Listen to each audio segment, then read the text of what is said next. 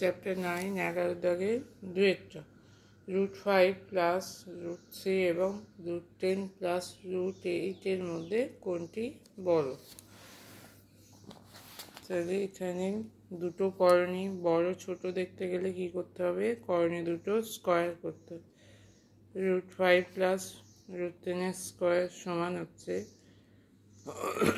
√15 square plus √3 square plus 2 into √15 into √3 সমান হচ্ছে রুটের স্কোয়ার হচ্ছে 15 প্লাস 3 সমান 2√45। একইভাবে √10 প্লাস √8 স্কোয়ার 15 আর 3 যোগ করে হচ্ছে 18 plus 2√45। √10 plus √8 square √10 square plus √8 square plus 2√10 into √8 সমান রুটের স্কোয়ার হচ্ছে 10 প্লাস 8 2√80 সমান হচ্ছে 18 প্লাস 2√80। এবার দুটোতেই √18 সেম আছে, একটাই রুটের ভেতর 45, একটাই রুটের ভেতর 80। তাহলে বড় কোনটা, যেটা 80 আছে। তাহলে এর করণীয় কোনটা হচ্ছে √10 প্লাস √8। তাহলে অতএব √10 প্লাস √8 এই করণীটা বড়।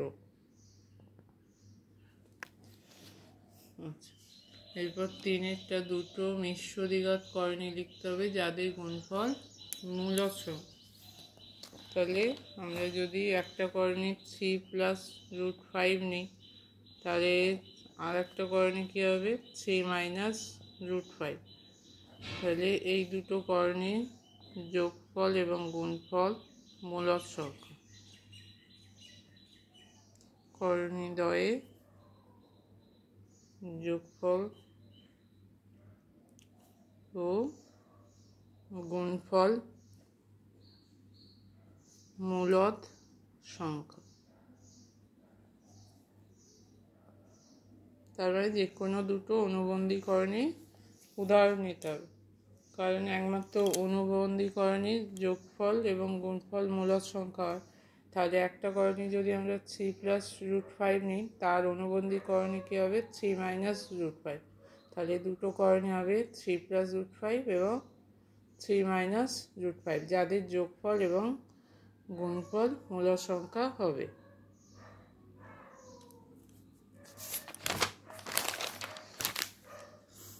চারেরটা √72 থেকে কত বিয়োগ করলে √32 হবে। এটা এক্স ধরে নিতে হবে, ধরলাম যে এক্স বিয়োগ করতে হবে। √72 মাইনাস এক্স সমান √32। তাহলে এক্স সমান মাইনাস এক্স সমান কী হবে √32 মাইনাস √72। তাহলে এক্স সমান কী হবে, মাইনাসটার সঙ্গে গুণ করলে হবে মাইনাস √32 প্লাস √72। 72 মাইনাস √32, 72 উৎপাদক করলে হবে 9 গুণিতক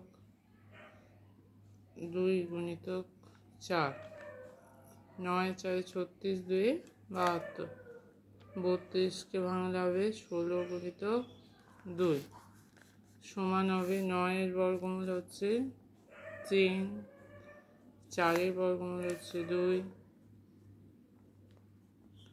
√2 মাইনাস 16-এর বর্গমূল হচ্ছে 4 √2, 3 গুণিতক 2 6 √2 মাইনাস 4 √2 সমান হচ্ছে 2 √2। তাহলে এক্সের মান হচ্ছে, এখানে এক্সের মান কত হবে 2 √2।